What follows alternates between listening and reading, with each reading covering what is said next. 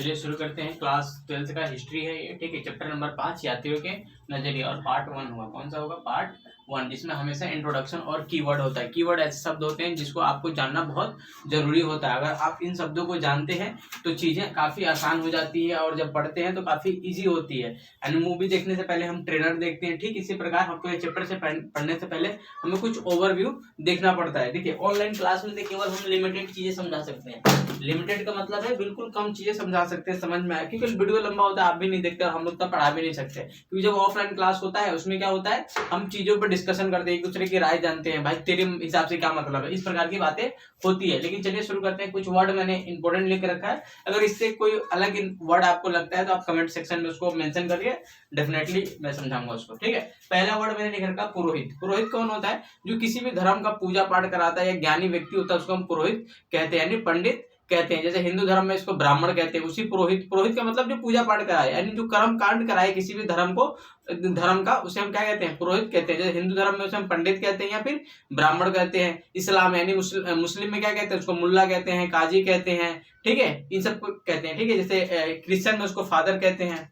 फिर आता है वृत्तांत। वृत्तांत का मतलब होता है डायरी। क्या है? डायरी। जब आप किसी चीज के बारे में लिखते हो, क्या है? आपका यात्रा वृत्तांत होता है, ठीक है। वृत्तांत किसी भी चीज के बारे में हो सकता है। वृत्तांत मतलब आप कहीं गए घूमने, उसके बारे में लिखा हो, क्या बन जाता है? आपका वृत्तांत बन जाता है। डायरी को हिंदी इसको बोलते हैं। फिर आता है दैनिक गतिविधि। दैनिक गतिविधि का मतलब होता है रोज की गतिविधि। देखते हैं ना, दैनिक जागरण एग्जाम आता है ना, क्या बोलते हैं, अखबार आता है, दैनिक जागरण। दैनिक का मतलब रोज, गतिविधि मतलब काम, यानी रोज के काम को क्या बोलते हैं? दैनिक गतिविधि बोलते हैं। दैनिक जागरण आप समझ, ठीक है। दैनिक भास्कर। दैनिक का मतलब रोज, भास्कर का मतलब सूरज, यानी रोज का सूरज है ना। तो इसी ऐसे ही बहुत सारे आप शब्द बना सकते हैं और होते भी हैं। अगला वर्ड है कीमिया। कीमिया का मतलब होता है केमिस्ट्री। क्या है?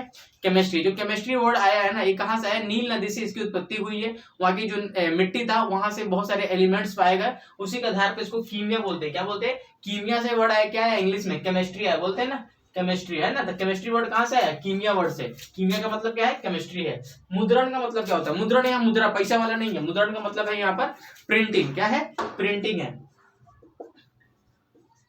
प्रिंटिंग प्रेस होता है ना, छपाई। छपाई को क्या बोलते हैं? मुद्रण बोलते हैं। जैसे कि मान लीजिए ये किताब क्या है? एक मुद्रण हुआ, यानी प्रिंटिंग हुई है। जैसे ये क्या है? मुद्रण है, भी इसका प्रिंटिंग हुआ है। बहुत सारे पेपर होते हैं, सब क्या होते हैं? मुद्रण होते हैं। किताबों का क्या होता है? मुद्रण होता है। लेकिन जो डिजिटल गैजेट है, यानी मोबाइल फोन है, उसमें मुद्रण होता है नहीं, वो डिजिटली होता है ना। जिसका प्रिंट निकल जाए, प्रिंट आउट जिसका हो जाए, वो क्या है? आपका मुद्रण है। फिर आता है अनुवाद। अनुवाद बहुत आसान होता है। अनुवाद का मतलब है ट्रांसलेशन करना। जैसे हिंदी और भोजपुरी का, हिंदी में क्या बोलते हैं? कैसे हो? भोजपुरी में का हलवा, ठीक है। ये सब क्या है? अनुवाद है। वैसे ही इंग्लिश में क्या बोलेंगे? हाउ आर यू बोलते हैं, ठीक है। बंगाली में क्या बोलते हैं पता नहीं, है ना। लेकिन गुजराती में क्या बोलते हैं? केम छो। क्या बोलते हैं? केम छो, ठीक है। तो अनुवाद का मतलब होता है किसी चीज को बदलना, किसी चीज को बदलना। भाषा को जब एक भाषा से दूसरे भाषा में उसका परिवर्तन किया जाता है, उसे हम क्या कहते हैं? अनुवाद कहते हैं। फिर आता है वर्ण व्यवस्था। हिंदू धर्म में जाति है और वर्ण है, ये बहुत इंपॉर्टेंट है। जाति व्यवस्था और वर्ण व्यवस्था, ठीक है। ये दोनों क्या है? हिंदू धर्म में काफी इंपॉर्टेंट निभाते हैं। पहले वर्ण व्यवस्था आया, फिर उसी वर्ण व्यवस्था से कौन सी व्यवस्था आई? जाति व्यवस्था आई। 1 मिनट,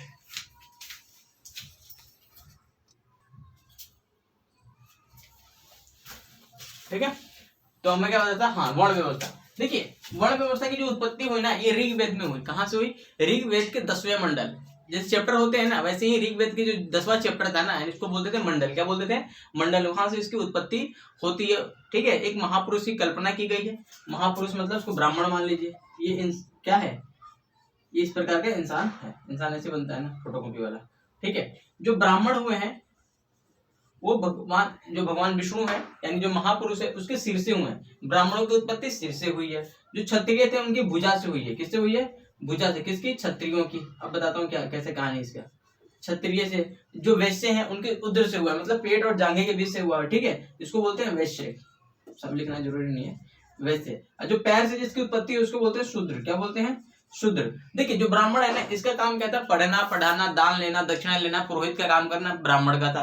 जो क्षत्रिय था, इसका काम था राज्य की सुरक्षा करना, राजपाट करना, ठीक है। जो वैश्य था, इसका था बिजनेस करना, ठीक है। और जो शूद्र था, इन तीनों की सेवा करना इनका काम था। इसको ही बोला गया वर्ण व्यवस्था। तो वर्ण व्यवस्था में कितने वर्ण थे? तो 4 वर्ण। पहले का नाम ब्राह्मण, दूसरे का नाम क्षत्रिय, तीसरा का नाम वैश्य, चौथे का नाम शूद्र। ब्राह्मण का काम क्या है? पूजा पाठ कराना, दान दक्षिणा लेना, ठीक है, पढ़ना लिखना, ये सब काम था। जैसे मैं अभी पढ़ा रहा हूँ ना, तो मैं पढ़ा रहा हूँ तो मेरा ऑक्यूपेशन क्या है?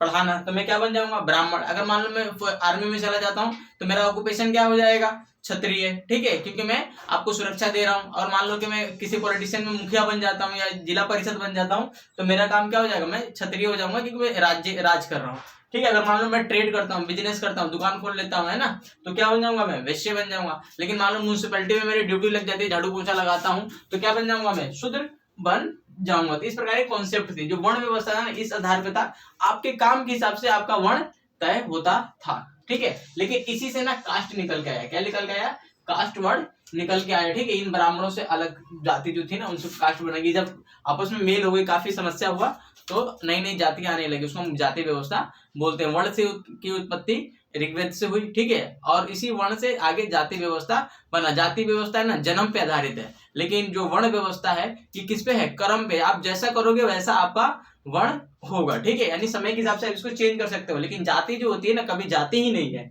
समझ आ गया। हाँ, फिर आता है निर्दयी। निर्दयी का मतलब होता है किसी के अंदर दया नहीं होना, किसी के अंदर दया नहीं होना, उसको क्या बोलते हैं, निर्दयी बोलते हैं। जैसे कि सपोज करिए, कई बार हम लोग मर्डर की घटना सुनते हैं, रेप की घटना, तो रेप की घटना ऐसे सुनते हैं कि उस नाबालिका का या बालिका का रेप किया, फिर उसका मर्डर कर दिया, क्या है, निर्दयी, जिसके अंदर कोई दया ही ना हो, जिसको हीनियस क्राइम कहते हैं, जिसकी कल्पना नहीं की जा सकती है, उसको बोलते हैं निर्दयी, जिसके अंदर किसी भी चीज के दया भाव ना हो। फिर आता है उप महाद्वीप। क्या है, उप महाद्वीप। तो पहले महाद्वीप समझ लेते हैं क्या होता है, फिर तभी वो समझेंगे कि देखिए हिंदी के अंदर एक चीज होता है, अगर किसी के अंदर आगे उप लग जाए, ठीक है, किसी भी शब्द के आगे उप लग जाए, इसका मतलब होता है छोटा। क्या होता है, छोटा। जैसे कि आपका प्रिंसिपल होता है, सॉरी हिंदी में प्रिंसिपल क्या बोलते हैं, प्रधानाचार्य बोलते हैं ना, प्रधानाचार्य बोलते हैं, ठीक है। उसको हिंदी में क्या बोलते हैं, मतलब जो छोटा वाइस प्रिंसिपल को उप प्रधानाचार्य कहते हैं। फिर कप्तान होता है, फिर बोलते हैं उप कप्तान, ठीक है, यानी उप का मतलब छोटा कप्तान। क्या है, छोटा कप्तान। तो पहले वर्ड आता है महाद्वीप।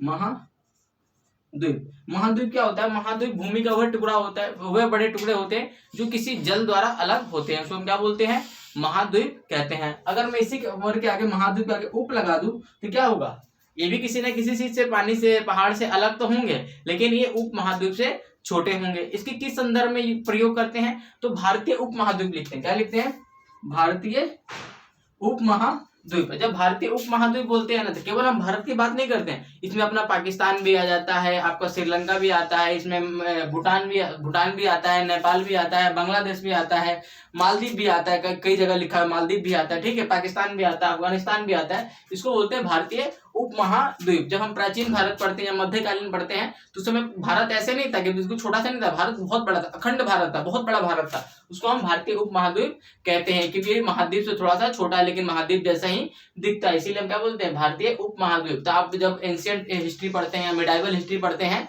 उसमें आप क्या पढ़ते हैं, भारतीय उप महाद्वीप पढ़ते हैं, लेकिन भारत के इतिहास नहीं पढ़ते। पूरे जो हमारे पड़ोसी देश हैं वो भी भारत का हिस्सा ही हुआ करते थे, ठीक है। आपको वो सब, श्रीलंका हिस्सा नहीं था, श्रीलंका डायरेक्ट अभी हिस्सा नहीं रहा है भारत का, लेकिन जो श्रीलंका का जो राजा था ना, वो भारत को टैक्स देता था। एक चोल साम्राज्य में राजा हुआ, उसका नाम था राज प्रथम। वो बंदा टैक्स लेता था, किससे, श्रीलंका से। वो वहां के राजा डर के मारे टैक्स भी देते थे, उन्हें बहुत मारता था चोल का जो राजा था, ठीक है, समझ में आ गया।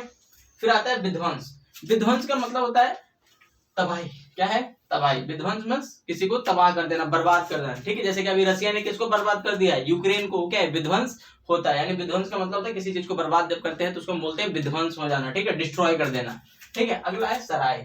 क्या है, सराय। आपने सफर किया होगा लंबा, मान लेते हैं यहाँ ए और बी की डिस्टेंस ना 1000 किलोमीटर है। कितना है, 1000। अब तो साइकिल से जाओ, बस से जाओ, ट्रेन से जाओ, अब सीधे तो जाओगे नहीं। तो पुराने जमाने में क्या था कि लोग पैदल जाते थे, घोड़ा गाड़ी से जाते थे, तो 1000 जाने में बहुत ज्यादा समय, 1000 किलोमीटर डिस्टेंस को ट्रेवल करने में बहुत ज्यादा समय लगेगा।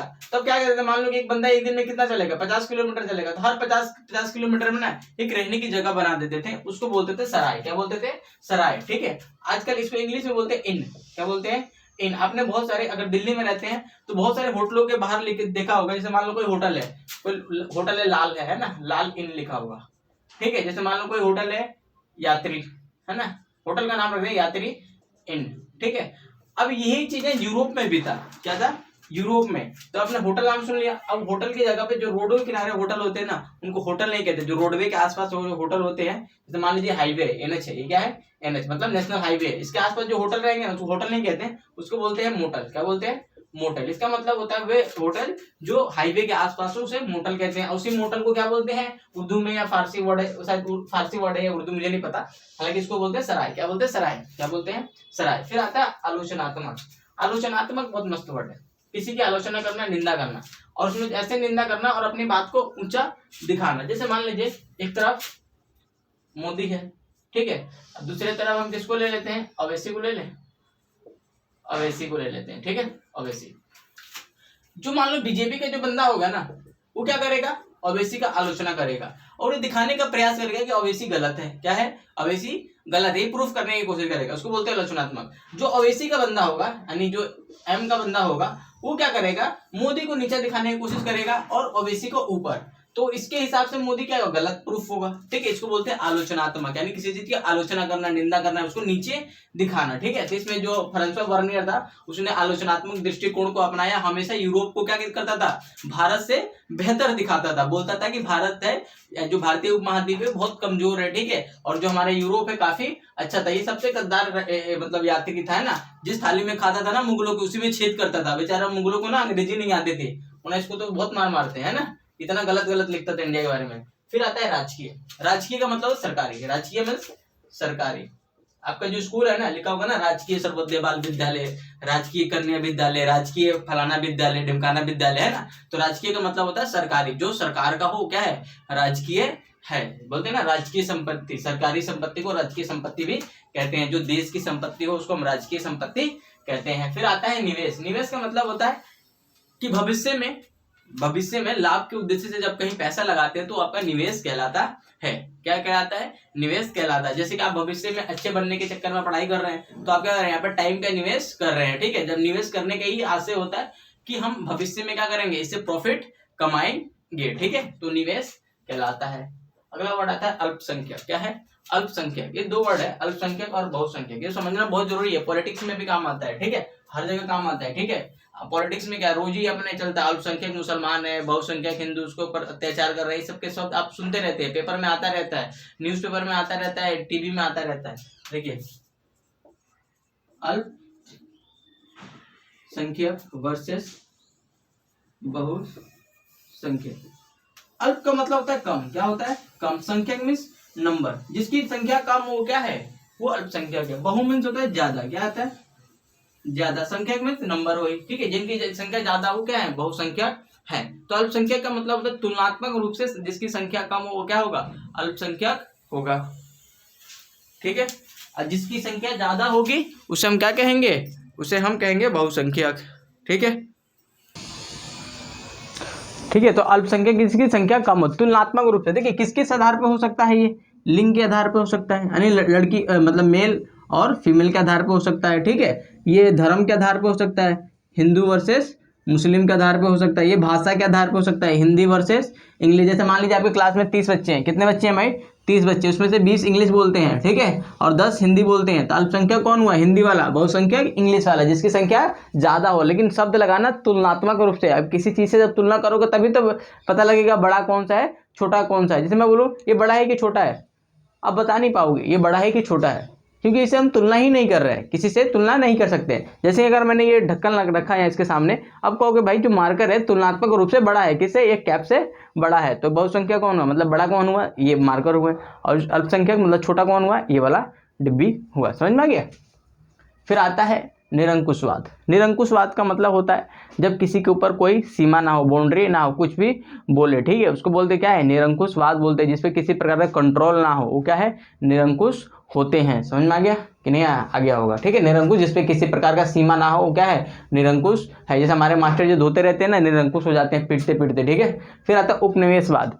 देखिए हिंदी के अंदर कहीं पर भी वाद लग जाता है ना, एक विचारधारा बन जाती है। अगर वाद लग जाए तो क्या हो जाता है, एक विचारधारा बन जाती है। क्या बन जाती है, विचारधारा। जैसे इस्लामवाद है ना, हिंदुइज्म बोलते हैं ना, हिंदुत्ववाद बोलते हैं ना, साम्राज्यवाद, ठीक है। तो क्या बन जाती है, एक प्रकार का विशेष विचारधारा जब बन जाती है तो क्या बोलते हैं उसको वाद बोलते हैं। जैसे उपनिवेश है, जब एक देश किसी दूसरे देश को गुलाम बनाता है, अपने अधीन करता है, उसको हम उपनिवेश कहते हैं। तो उपनिवेशवाद जैसे ही लिखेंगे तो एक उपनिवेशवाद क्या बन जाएगी, एक विचारधारा बन जाएगी जो किससे डील करेगी, जब एक देश दूसरे देश को गुलाम बनाता है तो उसे हम उपनिवेशवाद कहते हैं। आजकल आपने वर्ड सुना होगा नव उपनिवेशवाद, मतलब आज नव मीन्स नया, नए तरीके से आजकल गुलाम बनाया जा रहा है। पहले क्या था कि एक देश आगे दूसरे देश को गुलाम बनाते थे, लेकिन आजकल आर्थिक उपनिवेशवाद हो रहा है। ठीक है, जैसे कि आप इतना किसी को पैसा दे दो कि वो आपका गुलाम बन जाए। जैसे श्रीलंका को चाइना ने इतना पैसा दे रखा है कि वो किसका गुलाम बन चुका है, इनडायरेक्टली आपका चाइना का बन चुका है। पाकिस्तान ने इतना कर्जा ले रखा है चाइना का, को भी ये क्या है, नौ उपनिवेशवाद का आर्थिक रूप से क्या है,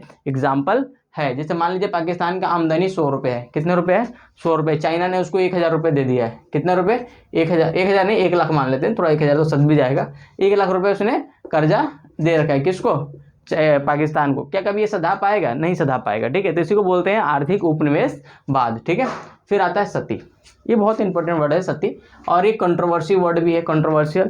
देखिए सती का मतलब क्या था, इसकी कहानी कहाँ से शुरू हुई, 510 में, 510 BC के एडी के अंदर, हाँ 510 एडी के अंदर एक घटना हुई। घटना क्या हुई कि उस समय गुप्ताओं का हमारे भारत में राज था। ठीक है, और उनका एक सेनापति था, उसका नाम था गोपराज। क्या नाम था, गोप राज उस बंदे का नाम था। वो आर्मी का हेड था, सेनापति था। वो गया लड़ने, बेचारा युद्ध तो नहीं जिताया लेकिन खुद शहीद हो गया, फिर इसकी पत्नी को पता लगता है कि यार मेरा पति तो क्या हो गया, शहीद हो गया। इसकी पत्नी ने क्या किया, आग जलाया, उसमें जाके कूद के अपनी जान दे दी, जिसको हम जौहर प्रथा भी कहते हैं। अभी फिल्म आई थी ना, कौन सी, जो एक फिल्म आई थी अभी, उसमें कौन सी फिल्म थी यार, भूल गया उसका नाम, अभी याद आ जाएगा। ठीक है,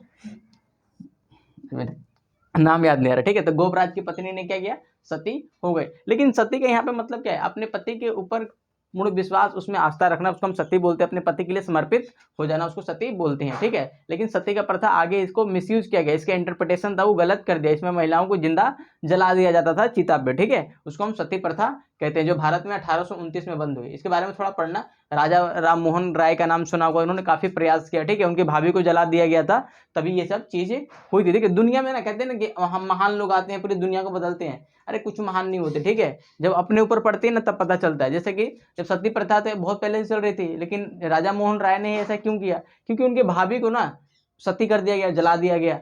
ठीक है, तो उन्होंने कहा नहीं अब इसको मैं चेंज करूंगा। ठीक है, आपने व्लादिमीर लेनिन का नाम सुना होगा, जब उनके भाई को मार दिया गया, उन्हें सर्बिया भेज दिया गया, तब उन्होंने सोचा था कि हमें क्रांति करना पड़ेगा। गांधी जी को ट्रेन से फेंक दिया था उठा के, तब सोचा था गांधी जी ने कि मुझे आप लोगों ने ट्रेन से फेंका है ना, मैं तुम्हें पूरी दुनिया से फेंकूंगा। तभी ये लोग क्रांति करते हैं या फिर आगे आते हैं। जब अपने पे बीतती है तब पता लगता है कि पुलिस कितनी खतरनाक है ना। वैसे तो कहता है नहीं पुलिस बहुत अच्छा काम करती है ना। इस प्रकार की चीजें होती है। चीजें समझ में आ गई, सत्य का मतलब समझ में आ गया।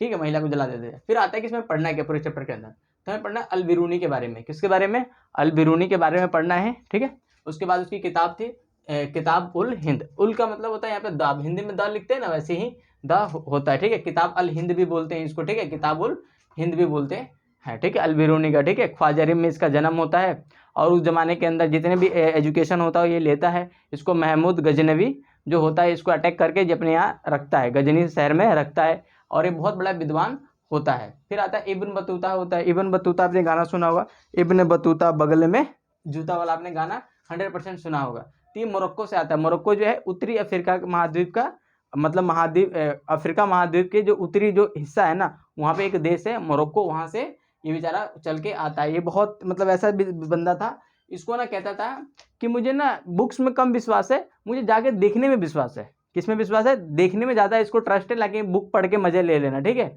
इस प्रकार का बंदा था। इसको जिज्ञासा थी कि दुनिया देखूं, घूमूं मैं भी, है ना। ये बहुत बड़ा विद्वान था, अरबी वगैरह के। जब भारत में यात्रा करने आ रहा था, एक जॉब के तलाश में बेचारा आया था, मोहम्मद बिन तुगलक के काल में इंडिया में आया। और क्या किया था इसने कि यात्रा करने से पहले ना, ये पैदल मार्ग से आया, मतलब जमीन के मार्ग से होकर आया, और यात्रा करने से पहले मोहम्मदन था। और ये कहाँ गया था, मक्का गया था, मतलब घूमने के लिए। कहीं अगर निपट गया तो मक्का नहीं आ पाऊंगा, यात्रा करना उसमें बहुत डिफिकल्ट होता था। आज की तरह नहीं फ्लाइट पकड़े और पहुंच गए। ठीक है, तो जिज्ञासा था। फिर आता है फ्रांसवा बर्नियर। जो फ्रांसवा बर्नियर होता है, ये फ्रांस का यात्री होता है। कहाँ का यात्री होता है, फ्रांस का। ये बहुत टैलेंटेड आदमी है, ये चिकित्सक भी है, यानी डॉक्टर भी है, हिस्टोरियन भी है, पॉलिटिशियन भी है, डिप्लोमेट्स भी है ना, बहुत सारी चीज़ों को जानता है। ठीक है, ये पूरब और पश्चिम की तुलना करता है। अब यहाँ पे पूरब और पश्चिम क्या है मैं समझाता हूँ, ध्यान से देखते रहिए। यहाँ पे 2 गोले बनाऊंगा, ठीक है। एक गोला ये, इसको क्या बोलते हैं भाई, इसको बोलते हैं उत्तरी ध्रुव। क्या बोलते हैं, उत्तरी ध्रुव। ये क्या है, दक्षिणी ध्रुव। ठीक है, ये क्या है, दक्षिणी ध्रुव। अगर आपने इसको ऐसे काट दिया तो उत्तर में गया तो उत्तरी ध्रुव है ना, यानी उत्तरी गोलार्ध बन जाता है, नीचे करोगे तो दक्षिणी गोलार्ध बन जाता है। अब दूसरी पृथ्वी बनाते हैं। अभी दूसरी पृथ्वी अपनी ये है, ये क्या है, उत्तरी गोलार्ध और ये दक्षिणी गोलार्ध। इधर क्या जाएगा, पूरब। क्या है, पूरब। इधर पश्चिम। ठीक है, जो यूरोप के देश हैं, जो यूरोप के देश हैं वो कहाँ पर हैं, ये पश्चिम में है। अमेरिका कहाँ है, पश्चिम में। लेकिन भारत कहाँ है, पूरब में। इसीलिए जो भारतीय उपमहाद्वीप है वो क्या है, पूरब में। इसीलिए हम इसको बोलते हैं पूरब। हमारे बोलते हैं ना पूरब की संस्कृति है, बोलते हैं ना वेस्टर्न हो रहा है। वेस्टर्न का मतलब आप पश्चिम के विचारधारा अपना रहे हैं, लेकिन जब आप पश्चिम देखोगे भारत से तो पश्चिम की दिशा में पड़ता है, इसीलिए हम उसको पश्चिम बोलते हैं। ठीक है, समझ में आ गया। लेकिन जैसे ही मान लो कि एक होता है ना थ्योरी ऑफ रिलेटिविटी, है ना, कि आप देख कहाँ से रहे हैं। ठीक है, जैसे कि मान लो कि दो बंदे खड़े हैं, दो बंदे खड़े हैं, यहाँ पे एक बंदा खड़ा है, एक बंदा यहाँ पर खड़ा है। अब बोलो कौन किसके उत्तर में है, पूरब में है।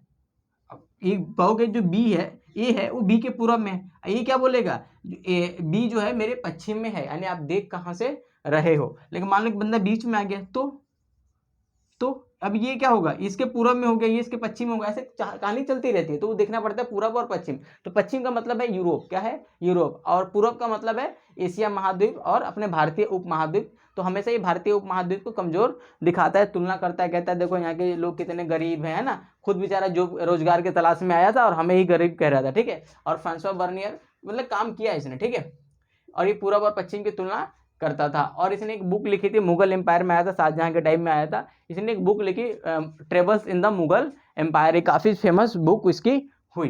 फिर आता है अपरिचित समाज की समझ, इसमें समझने में बाधा। अब कहीं जाते हो आप तो क्या क्या समझ रहे, मान लो आप यहाँ से सऊदी अरब चलेगा, चलो सऊदी अरब का एग्जाम्पल लेते हैं, आपको क्या समझ में नहीं आएगा, वहाँ की कल्चर क्या है भाई, वो सारे शेख बोलेंगे अल्लाह बीबी, तुमको तो बस इतना ही आएगा। ठीक है, उसके बाद वहाँ की जो भाषा है आपको समझ में नहीं आएगी, वहाँ की कल्चर आपको समझ में नहीं आएगी, वहाँ के ऐसे बहुत सारी चीज़ें, वहाँ के जो साहित्य है वो समझ में नहीं आएगा। तो ऐसे ही लोग जो आए थे ना, जो कि अल-बिरूनी था, इन सबको ये चीज़ें समझ में नहीं आती थी कि भाई हो क्या रहा है। ब्राह्मणों की सहायता लेते थे, है ना, जैसे आप लोग कहीं जाते हो नए शहर में तो गाइड का सहारा लेते हो। ठीक है, या फिर वहाँ के लोकल लोग का सहारा लेते हो। उस जमाने में ये सब तो थे। ठीक है, लेकिन मॉडर्न जमाने में आप किसका सहारा लेते हो, ओके गूगल। ठीक है, गूगल अपना काम कर देता है, कहीं गूगल बोलूँ मोबाइल वाला ऑन ना हो जाए। ठीक है, अल-बिरूनी जो था वो जाति व्यवस्था का वर्णन करता है कि यहाँ पे जाति व्यवस्था कैसे है। तो इन्होंने यूरोप की जाति व्यवस्था का तुलना किया है। वहाँ पे यूरोप में जाति व्यवस्था नहीं थी, वहाँ पे एक कल्चर था, समाज था, जिसमें पहले में राजा आते थे। ठीक है, सामंतवादी समाज था। वहाँ पे एक राजा आते थे, फिर सेनापति का वर्ग था, फिर पुरोहितों का वर्ग था, फिर कृषि वाले यानी जो दास होते थे उनका एक वर्ग होता था। तो वो भारत से इसकी तुलना करता है कि जो तुलना नाजायज है, यानी गलत है, यानी भारत के सिस्टम अलग था, वहाँ के सिस्टम बिल्कुल अलग था।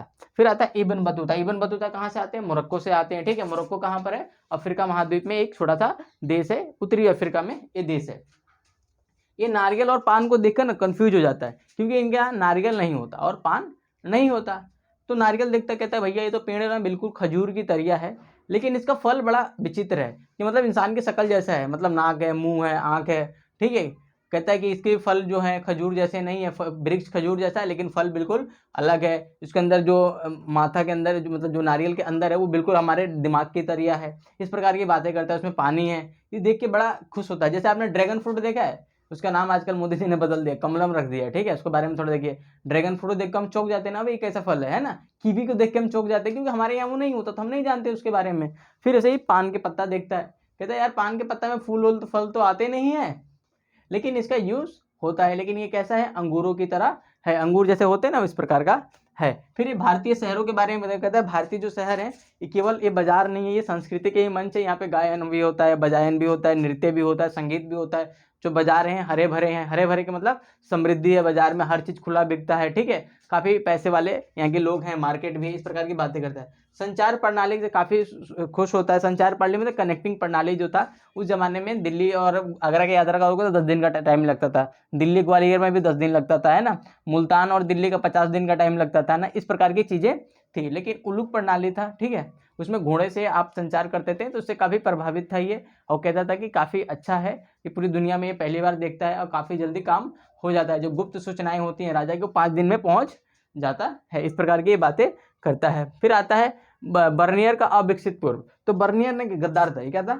गद्दार, जिस थाली में खाता था उसी में छेद करता था। बर्नियर क्या कहता था कि जो पूरब है वो किससे पिछड़ा हुआ है, तो पश्चिम से। पश्चिम मतलब यूरोप से ये पिछड़ा हुआ है। वो क्यों पिछड़ा हुआ था, भूमि का स्वामित्व, जो भूमि का स्वामित्व है मतलब मालिकाना हक है, किसके पास है, ये राजा के पास है। राजा उसमें ज़्यादा इन्वेस्ट नहीं करता है। यहाँ के जो भूमि है वो कटीली झाड़ियों से भरा हुआ है, दलदल है, उत्पादन क्षमता कम है, इस पे किसानों का अधिकार नहीं है, इसीलिए इसका विकास नहीं हुआ है, लोग इस पे निवेश नहीं करते सब। लेकिन ये कहता है, लेकिन यहाँ पे एक चीज़ की मज़ेदार बात है, यहाँ के सभी प्रकार के नगर है, यानी सभी प्रकार के नगर है। यहाँ पे व्यापारिक नगर भी है, धार्मिक नगर भी है, सांस्कृतिक नगर भी है, ठीक है, आपका पॉलिटिकल नगर भी है, हर प्रकार के नगरों की चर्चा करता है। जैसे कि अब इंडिया में देखो ना, दिल्ली क्या है, पॉलिटिकल नगर है, मतलब एक राजनीतिक शहर है। आपका बनारस क्या है, सांस्कृतिक शहर, धार्मिक शहर। मुंबई क्या है, एक व्यापारिक शहर, बंदरगाह वाली शहर है, ठीक है। अजमेर क्या है, एक सांस्कृतिक शहर है, धार्मिक शहर है, वहाँ पे लोग अजमेर शरीफ में जाते हैं, वो क्या है, मोइनुद्दीन चिश्ती के यहाँ। फिर आता है महिलाएं, दासियां और सती प्रथा, सती तथा श्रमिक, ठीक है। महिलाएं समाज की एक महत्वपूर्ण हिस्सा थी, ठीक है। और दासियां क्या होती है, गुलाम, क्या है, गुलाम। दासियों का यूज बहुत जगह होता था, दासियों का गुलाम बहुत जगह होता था, जासूस के रूप में ये काम करती थी, ठीक है। ये राजा को हेल्प भी करती थी, है ना, दासियां उन्हें बोलते थे, ठीक है। घरों में काम करती थी, खेतों में काम करती थी, दास और दासियां। आपने कुतुबुद्दीन ऐबक का नाम सुना है, वो भी क्या था, एक दास था, जिसने कुतुब मीनार बनाया, वो भी एक दास था। किसका, मोहम्मद गौरी का, ठीक है। आपने इल्तुतमिश का नाम सुना, वो भी क्या था, गुलाम था। उसको गुलामों का गुलाम कहते हैं, क्यों, वो कभी किसका गुलाम था, ऐबक का गुलाम, कुतुबुद्दीन ऐबक का गुलाम था। आपने रजिया सुल्तान का नाम देखा, वो भी एक गुलाम की बेटी थी, यानी इल्तुतमिश की बेटी थी, तो भी गुलामी हुई, ठीक है। तो इस प्रकार की चीजें चलती रहती है। फिर आया सती प्रथा समझा दिया, श्रमिक मतलब काम करने वाले लोग, ठीक है। तो चैप्टर का इंट्रोडक्शन था, उम्मीद करता हूँ आप पढ़ें। वीडियो देखने से पहले आप तो चैप्टर पढ़ लें, या चैप्टर देखने के बाद वीडियो मतलब बुक जरूर पढ़ें। बुक मतलब पढ़ना है, बुक मैंडेटरी है। वीडियो देखिए या ना देखिए, बुक को आपको पढ़ना है, तभी आपको चीज़ें समझ में आएगी। उस चीज़ों को समझने की कोशिश करिए, ठीक है। 2-3 पॉइंट पढ़िए, ठीक है। क्वेश्चन लिखिए, इसमें आपको अब लेकर आऊँगा अगला पार्ट, उसमें फिर देखेंगे, पार्ट नंबर 2 आएगा।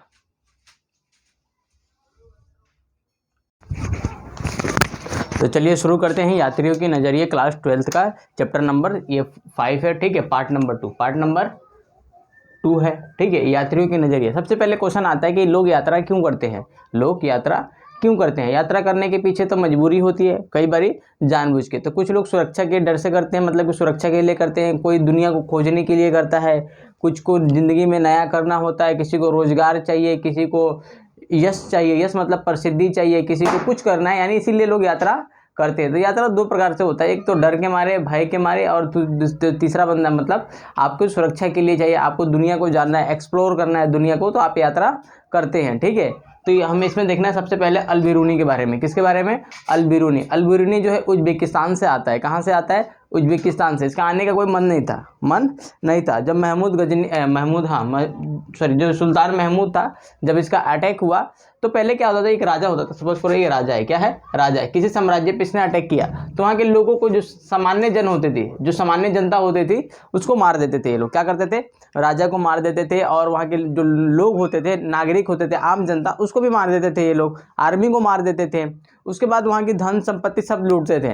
लेकिन जो दरबार के जो लोग रहते थे ना, जैसे बहुत कोई इतिहासकार है, कोई पॉलिटिशियन है, कोई म्यूजिशियन है, कोई पेंटर है, इन सबको मारते नहीं थे। फिर क्या करते थे, इनको अपने दरबार में लेकर आ जाते हैं। जो ख्वाजा रीम जो जगह है, वहाँ से क्या किया, जो अपना अल-बिरूनी था, इसको किसने पकड़ लिया, सुल्तान महमूद ने इसको पकड़ लिया। बोला क्या करता है भाई, बोला मैं इतिहासकार हूँ, हर चीज़ हूँ, फलाना हूँ, ढिमकाना हूँ, ठीक है। इसको पकड़ लिया, चल हमारे लिए अब तू लिखियो। तो बेचारा एक समझ लीजिए गुलाम बन गया था। अल-बिरूनी क्या बन चुका था, गुलाम। लेकिन कहते हैं ना, पढ़े लिखोगे हर जगह इज्जत होती है, तो अल-बिरूनी जो था ना, बहुत पढ़ा लिखा विद्वान था, ठीक है। जो यहाँ इसका जो जन्म है उज्बेकिस्तान में हुआ। कहाँ पर हुआ, उज्बेकिस्तान में, ठीक है। 973 में भारत मतलब आता है, ठीक है। ख्वाजा रीम जो था, उस समय ख्वाजा रीम एक जगह का नाम है, वो क्या था, शिक्षा का केंद्र था, यानी एजुकेशन सेंटर था। क्या था, एजुकेशन सेंटर था, और उसको एजुकेशन बढ़िया मिला हुआ था। ये कई भाषाओं को जानता था, ये क्या था, कई भाषाओं को जानता था, ठीक है। इसमें सीरियाई भाषा थी,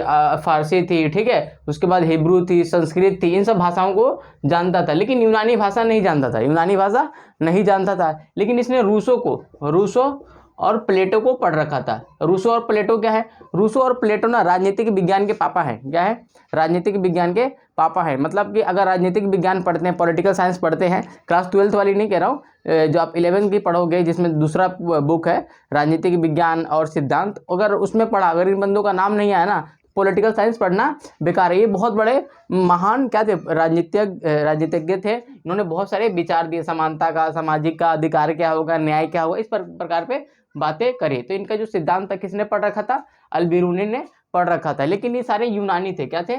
यूनानी, मतलब कि ग्रीस के थे। कहाँ के थे ये लोग? ग्रीस के थे। लेकिन यूनानी भाषा किसको नहीं आती थी भाई? अल्बिरूनी साहब को नहीं आती थी। लेकिन इन्होंने पढ़ा कैसे? तो इन्होंने अनुवाद, समझते ना, ट्रांसलेशन, ठीक है। तो इसकी जो बुक थी ना वो अरबी में ट्रांसलेट थी। क्या थी?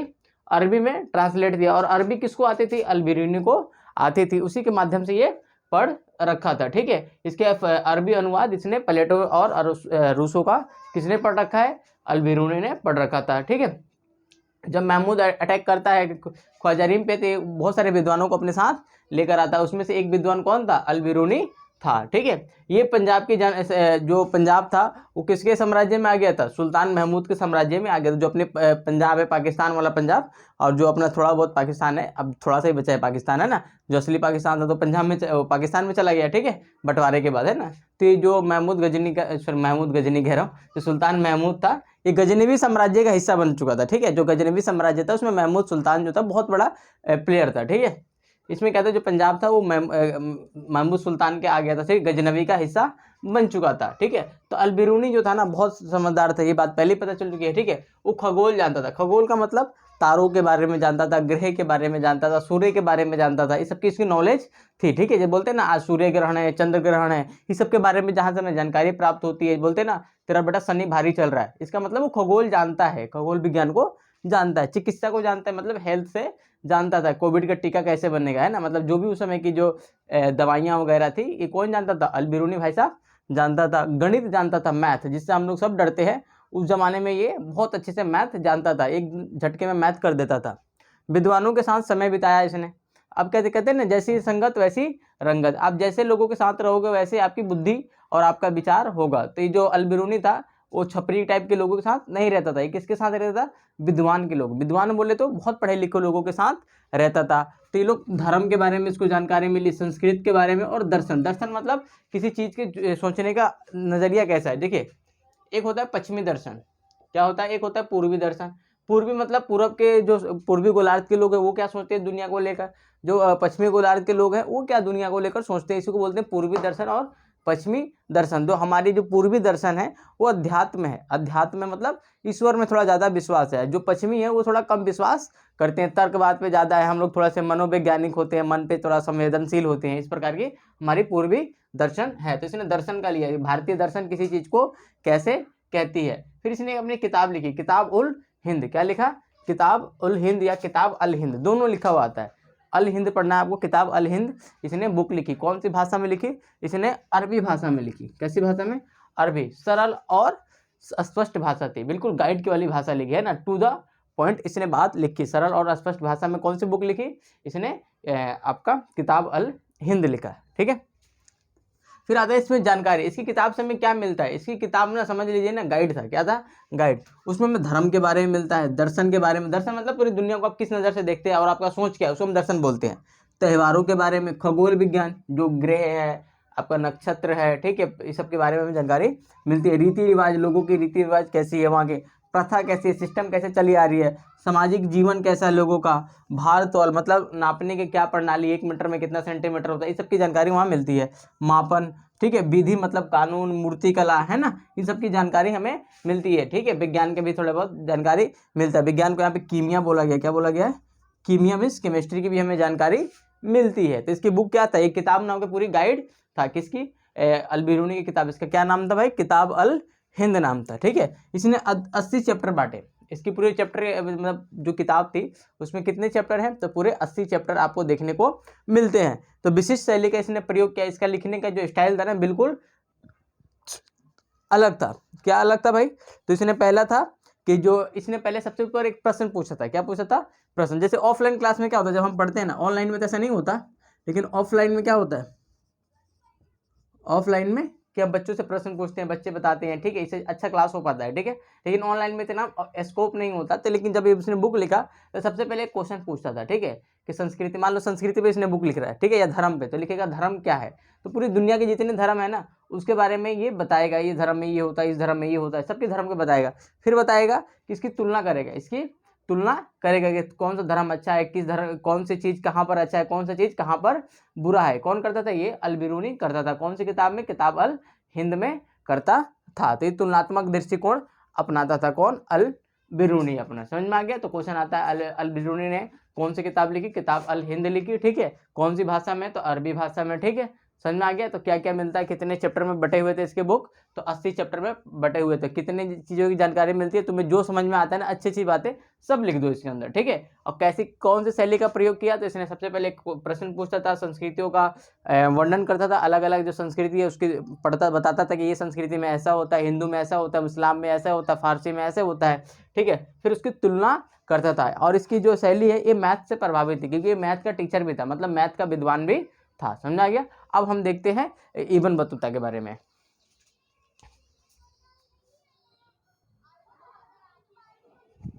ठीक है, अब हम देखते हैं इब्न बतूता। इसने एक बुक लिखा, रिहला। क्या लिखा? रिहला, जो कि अरबी भाषा में। कौन सी भाषा में भाई?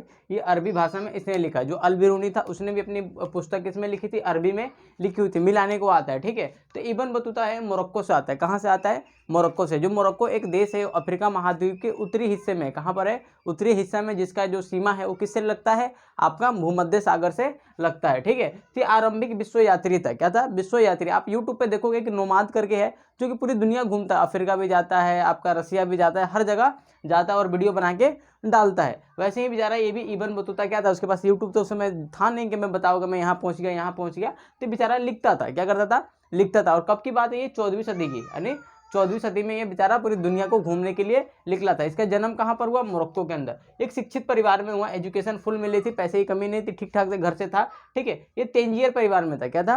तेंजियर परिवार। जो तेंजियर परिवार था ये क्या था? इस्लाम का, यानी मुसलमानों की जानकार था। यानी कुरान में क्या लिखा है, हदीस में क्या लिखा है, समझ में नहीं आ रहा है कि जाके किससे पूछ लो? तेंजियर परिवार से पूछ लो, ये लोग बता देते थे। यानी इस्लाम के ये लोग जानकार थे, इतने मतलब बहुत रिस्पेक्टेड एक फैमिली थी इनके पास।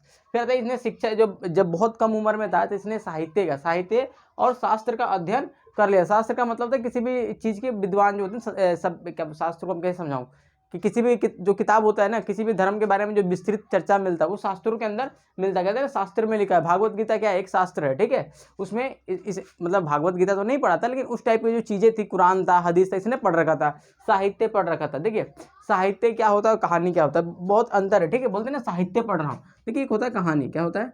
कहानी। दूसरा होता है साहित्य। जो कहानी होता है ना, एक चीज़ पे फोकस होता है, एक चीज़ पर होता है, ठीक है। जो साहित्य होता है पूरा होता है। क्या होता है? पूरा। समझ रहे? जैसे मान लो कि टीचर के बारे में कहानी है। किसके बारे में? टीचर के बारे में कहानी है, तो कहानी केवल टीचर के बारे में होगी। लेकिन जो वही साहित्य जब बनेगा तो टीचर जो है ना, और वो कौन से स्कूल में पढ़ाता है, कौन से कपड़ा पहनता है, क्या करता है, ठीक है, उसकी फैमिली बैकग्राउंड क्या है, सबके बारे में साहित्य में हमें जानकारी मिलती है। तो इसने बहुत सारे साहित्यों का अध्ययन कर रखा था, संस्कृतियों का अध्ययन कर रखा था। इसे व्यवहारिक ज्ञान में विश्वास रखता था। ये कहता था भाई बुक की नॉलेज है ना, काम की नहीं है, बुक की नॉलेज काम की नहीं है। तो क्या करता था? जाके घूम कर देखता था ये सच में है या फिर नहीं है। जैसे मान लो कि सिंधु घाटी सभ्यता है, आपने कहाँ पढ़ा है? किताब में पढ़ा है, यूट्यूब पर पढ़ा है। तो ये बंदा ऐसा था ना कि क्या होता था कि जो पहला चैप्टर है ना, ईंट बनके और अस्थियां, भाई मुझे उसमें ना विश्वास नहीं है, मैं जाके देखूंगा सिंधु घाटी सभ्यता में सच में था या नहीं था। ये कौन कहता था? इब्न बतूता इस बात को कहता था कि मुझे व्यवहारिक ज्ञान में ज़्यादा भरोसा है, ना कि किताबों में मुझे कम विश्वास है। ये किताब को कम मानता था और जाकर देखने को ज़्यादा वरीयता देता था।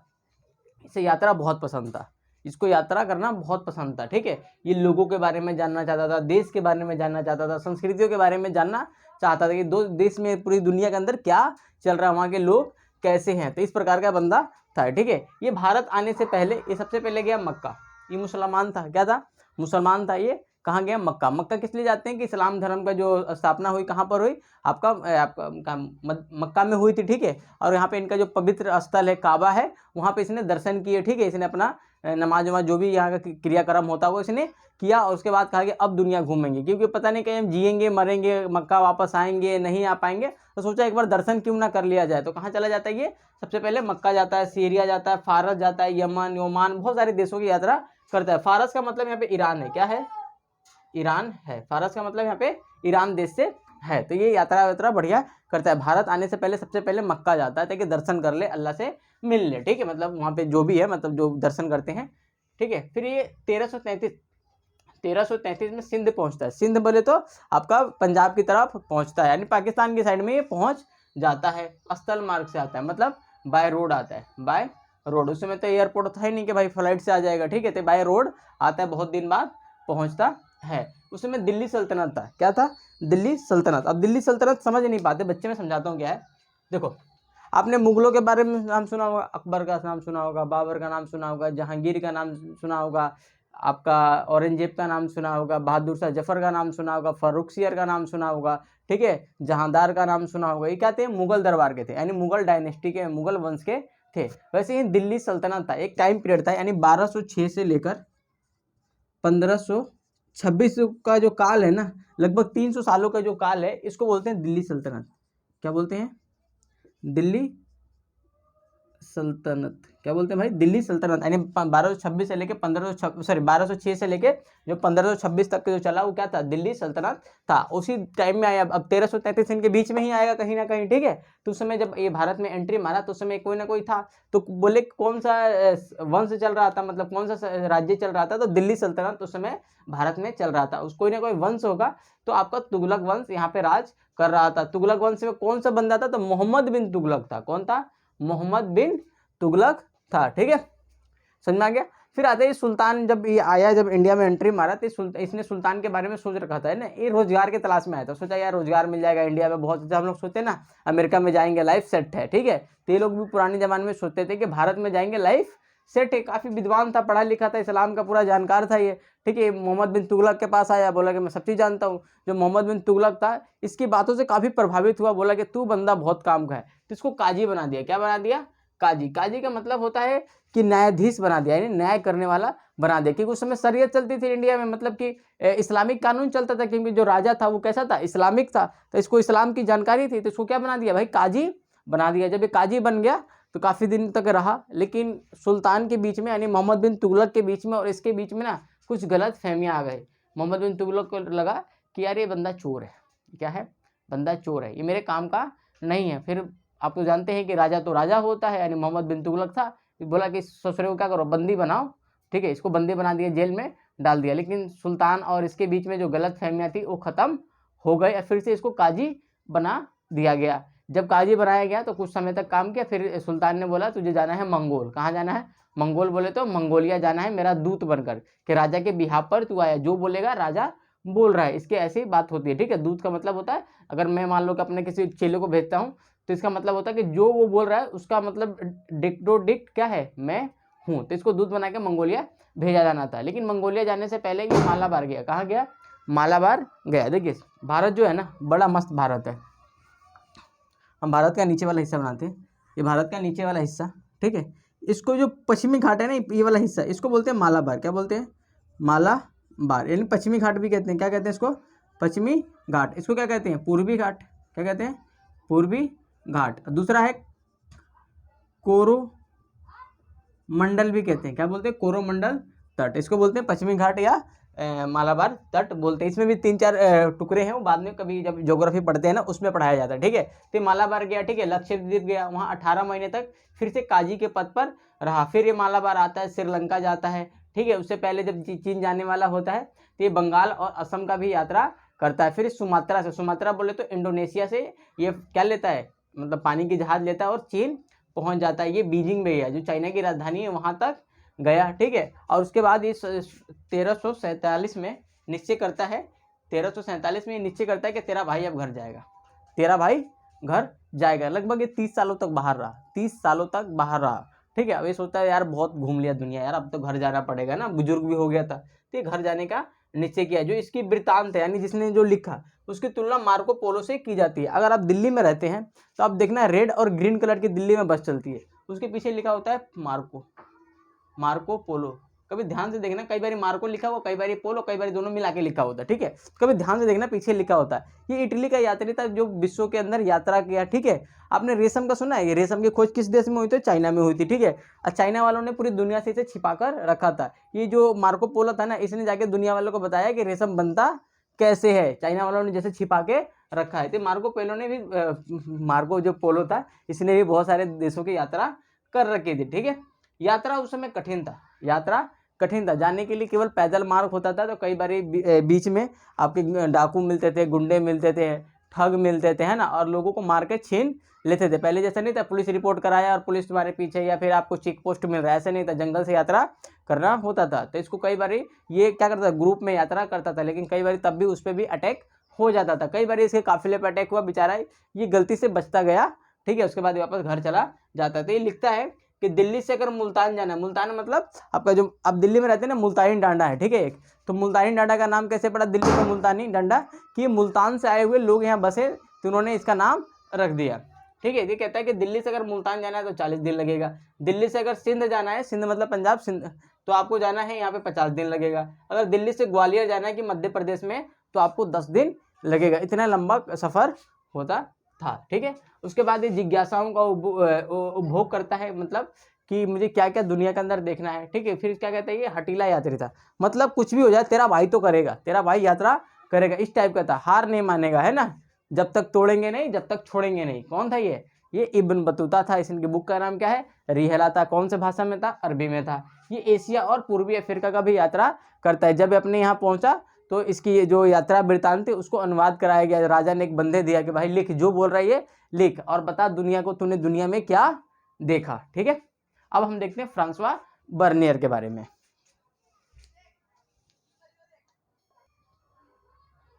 ठीक है। अब हम देखते हैं फ्रांसवा बर्नियर। क्या देखेंगे? Francois Bernier. फ्रांसवा बर्नियर एक फ्रांस का व्यक्ति था। क्या था? फ्रांस का व्यक्ति था और यात्री के तौर पर भारत में आया, यानी ये भी रोजगार के तलाश में था, यानी बेरोजगार था और रोजगार की तलाश में कहाँ पहुंच गया?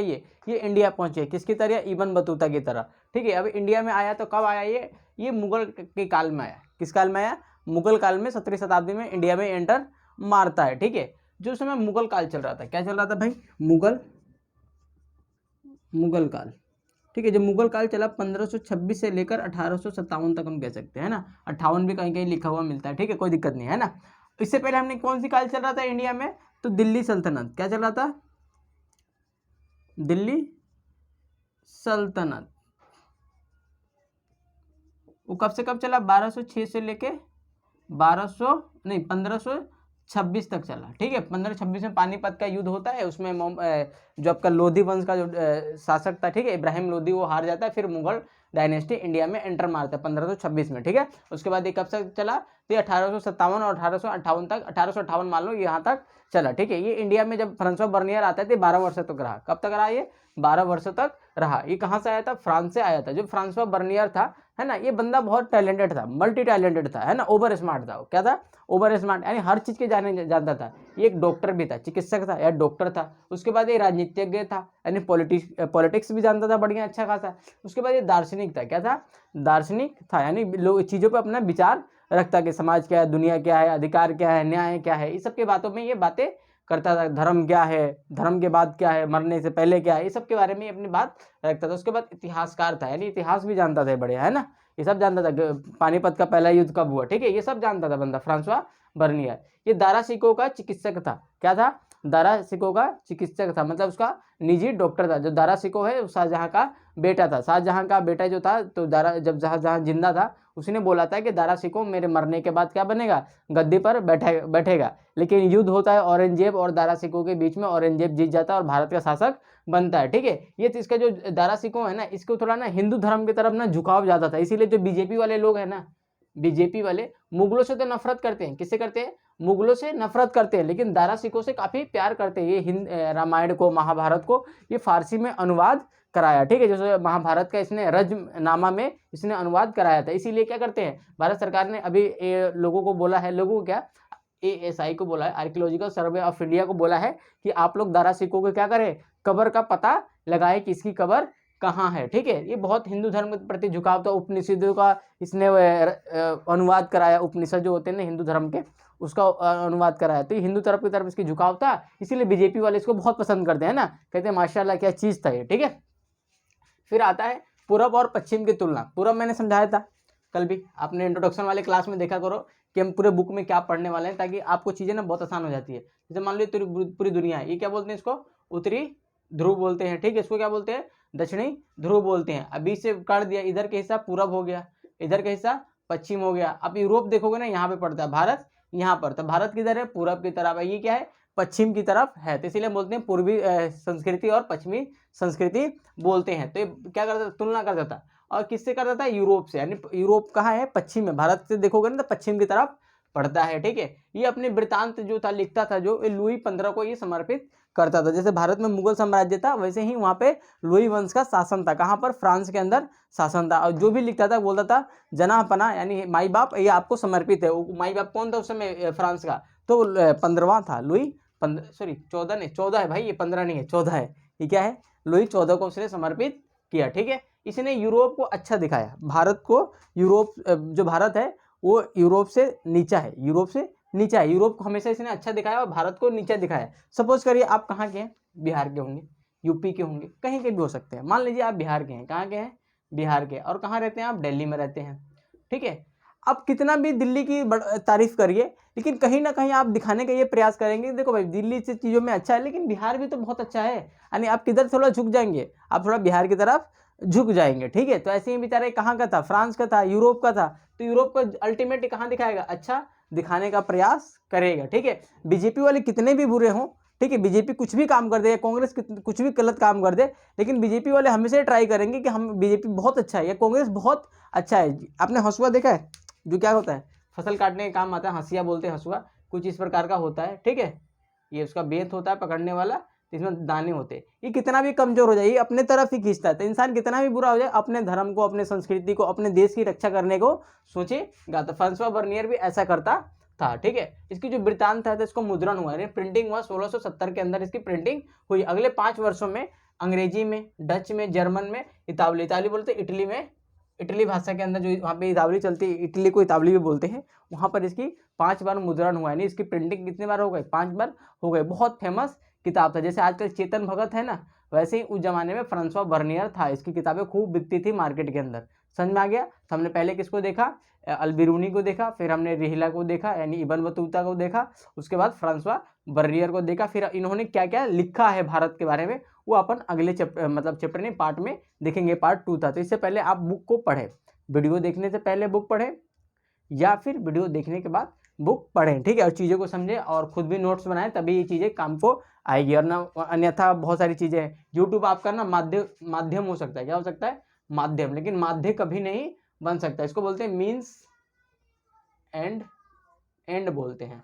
ठीक है, इसके बारे में थोड़ा पढ़ना, मीन्स और एंड क्या होता है, तभी आपको समझ में आएगा। यूट्यूब एक माध्यम है, माध्य आपका कभी नहीं हो सकता है। ठीक है, तो उम्मीद करता हूँ कि आप देखेंगे इसको।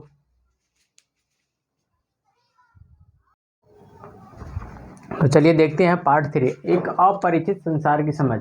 देखिए, ये तीनों यात्री आए थे, फ्रांसवा बर्नियर, इब्न बतूता और अल-बिरूनी, ये अलग दुनिया से आए थे, और वो दुनिया जो भारत की दुनिया थी, इनकी दुनिया से बिल्कुल अलग थी, लेकिन इन्होंने समझने का प्रयास किया। जैसे मान लीजिए बिहार का बंदा अगर हरियाणा में जाएगा, उसके लिए अपरिचित होगा, क्या होगा, बिल्कुल अपरिचित होगा, भाई पता नहीं कहाँ आ गए। जैसे जो अपने नॉर्थ इंडिया के लोग हैं, तमिलनाडु वगैरह जाएंगे, आंध्र प्रदेश जाएंगे, तो वहाँ की कल्चर अलग है, खान पान का सिस्टम अलग है, वहाँ का वेदर अलग है, तो हमारे लिए क्या है, बिल्कुल अपरिचित है, पता नहीं क्या बोल रहे हैं यार।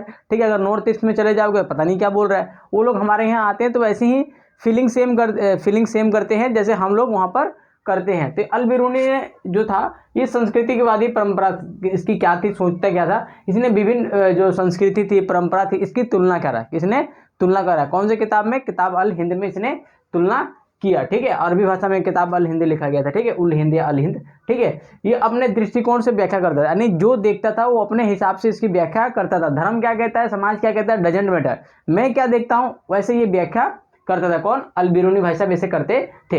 ये समझने में बाधाएं थी अल-बिरूनी। अब देखो, अल-बिरूनी पढ़ा लिखा तो था, बहुत था, है ना, लेकिन आप हर चीज़ नहीं समझ सकते थे। ठीक है, उसने पहला था भाषा को लेकर, क्या था, भाषा को लेकर। तो अरबी भाषा बिल्कुल अलग है और संस्कृत अलग है, यानी जमीन आसमान का फर्क था, यानी भाषा इसके समझने में बाधा बनती थी। अरबी बिल्कुल अलग और संस्कृति जो संस्कृत भाषा है बिल्कुल अलग। धर्म अलग, इस्लाम बिल्कुल अलग है और हिंदू बिल्कुल धर्म बिल्कुल अलग है। तो काफ़ी समझने में इसको दिक्कत होती थी, भाई क्या चल रहा है इसको समझ में नहीं आता था। प्रथा बिल्कुल अलग अलग है, यानी दोनों की जो धार्मिक प्रथाएं हैं वो बिल्कुल अलग अलग। हिंदू लोग जलाते हैं और इस्लाम के लोग यानी मुस्लिम लोग उसको क्या करते हैं, बॉडी को दफना देते हैं।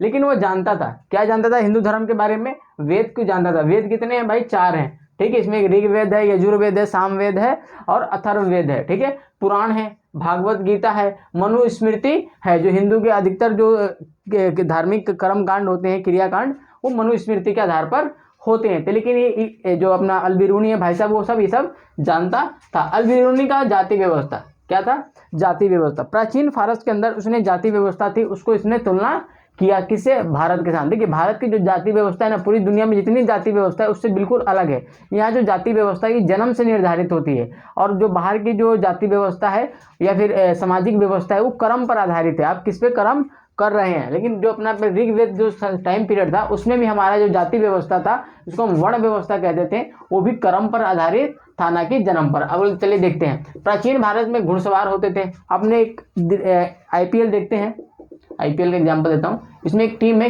KKR, ठीक है, कलकत्ता नाइट राइडर। तो नाइट का स्पेलिंग क्या होता है, KNIGHTR। ये जो नाइट राइडर है, राइडर का मतलब यहाँ पे क्या है, घुड़सवार होते थे। घुड़सवार कौन थे, सेना के लोग होते थे, वो घोड़े पे समय फाइट करते थे। आजकल की तरह तोप और टैंक राफेल नहीं था। शासक वर्ग जो शासन करता था, कृषक वर्ग और पुरोहित वर्ग, इसके आधा वैज्ञानिक आते थे, खगोल शास्त्री आते थे, चिकित्सक आते थे। इस प्रकार की व्यवस्था कहाँ थी, प्राचीन फारस, फारस बोले तो ईरान के अंदर थी। इसने तुलना किया, जाति व्यवस्था केवल भारत में नहीं है। उसने कहा कि देखो भाई, जो जाति व्यवस्था है वो केवल भारत में नहीं है, पूरी दुनिया में है भाई, तो यहाँ पे होना कौन सी बड़ी बात है। उसने कहा इस्लाम में सब लोग बराबर है, इस्लाम में सब लोग बराबर है, कोई छुआछूत भेदभाव नहीं है, सब लोग बराबर है। लेकिन उसको ये नहीं पता था कि भाई शिया अलग होते हैं, सुन्नी अलग होते हैं, ठीक है। इसको ये बात शायद नहीं पता थी, किसको, अपना क्या नाम है भाई इसका, अल-बिरूनी को ये सब पता नहीं थी। अगर भारत में देखो, कहते हैं कि इस्लाम में सब बराबर होते हैं, आप थोड़ा पासमानदा मुसलमान के पढ़ना, पासमानदा जो मुसलमान होते हैं ना, इसके बारे में पढ़ना, तब समझ में आएगा कि उसके अंदर भी है, लेकिन उस जमाने में नहीं थी। लेकिन जब हम मस्जिद में जाते हैं तो वहाँ पे सब लोग बराबरी मिलता है, ठीक है। तो इसीलिए कहता हूँ सब लोग बराबर है। जैसे हिंदू धर्म में मेरे को खुद बेकार लगता है कि जो बड़े लोग हैं VIP, उनको VIP दर्शन मिलता है। नहीं भाई, भगवान के सामने सब बराबर है, सबको बराबरी से जाने का अधिकार मिलना चाहिए। लेकिन मस्जिदों में एक चीज़ की अच्छी बात यह है कि सब लोग बराबर थे, कोई गरीब और अमीर नहीं होता, ये अच्छी बात है। वहाँ पर ज़्यादा बराबरी है, सब भाईचारे की व्यवस्था है। ब्राह्मणवादी व्यवस्था को मानता था जो अपना अल-बिरूनी भाई साहब, यानी ब्राह्मणवादी व्यवस्था, मतलब जो पंडितों का जो शासन है वो मानता था। कहता था ठीक है, लेकिन जो अपवित्रता का सिद्धांत है, यानी तू शूद्र है, तू बनिया है, तू फलाना है, तू ढिमकाना है, इसको वो नहीं मानता था। कहता था ये गलत बात है, यानी कोई भी चीज़ अपवित्र नहीं होती और कोई भी चीज़ अपवित्र नहीं होती है, ना ही पवित्र होती है। सब अपवित्र होती है, सब पवित्र होती है, ठीक है। ये एग्जाम्पल देता है, जो अपना सूर्य है वो हवा को स्वच्छ करता है, जो नमक है वो पानी को गंदा होने से बचाता है। कौन कहता है, अल-बिरूनी कहता है। अगर ऐसा नहीं होता तो पूरी दुनिया जीने योग्य नहीं होती और पृथ्वी पर जीवन संभव नहीं होता। तो अपवित्रता को स्वीकार नहीं करता, कहता था भाई पवित्र और प्योर और प्योरिटी का कोई सिद्धांत नहीं है, यानी सब चीज़ प्योर है और सब चीज़ अप्योर है। कौन कहता था भाई, अल-बिरूनी भाई साहब कहते थे, ठीक है। जाति व्यवस्था कहता था प्राकृतिक नियमों के खिलाफ है। कौन, अपना अल-बिरूनी भाई साहब कहते थे कि जो जाति व्यवस्था है प्राकृतिक नियमों के खिलाफ है, इससे हमें बचना चाहिए। भारत सच में जो जाति व्यवस्था है प्राकृतिक नियमों के खिलाफ है भाई, सब लोग बराबर हैं, आप भी बराबर, हम भी बराबर, ठीक है। अब हम देखेंगे किसकी बात में, हमने किसको देखा भाई, अल-बिरूनी को। अब देखेंगे इब्न बतूता को।